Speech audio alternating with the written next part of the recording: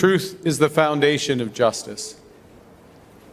And the truth is, for more than a century, this country ran residential schools. Over 150,000 First Nations, Inuit, and Métis children were taken from their families and their communities, torn from their languages, their cultures, and their identities. Residential schools are a truth that survivors have carried with them when others would not. A truth recounted more than 6,500 times before the Truth and Reconciliation Commission, so we could no longer say that we did not know. On this National Day for Truth and Reconciliation, we honor survivors and the children who never returned home. We reflect on the devastating legacy of the residential school system. And we, as a government and as a people, we match remembrance with responsibility.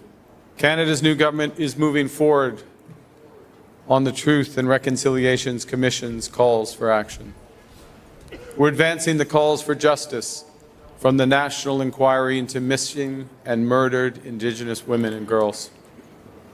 And we are implementing the United Nations declarations on the Rights of Indigenous Peoples Act in partnership with Indigenous peoples. I know we have a long way to go, but we are building together in health, in education, in economic opportunity, in housing, upholding Indigenous rights and empowering Indigenous communities with security and prosperity.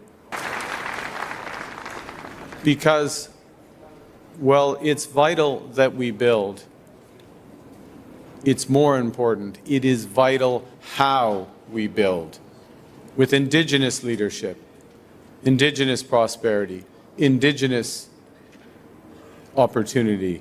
These must be foundational from the start. We pledge to build a future where survivors are honored with remembrance, with justice, and with a stronger, fairer Canada. Reconciliation, as the Governor-General, Her Excellency, reminded us, reconciliation is a generational task that must be lived and practiced every day by every Canadian.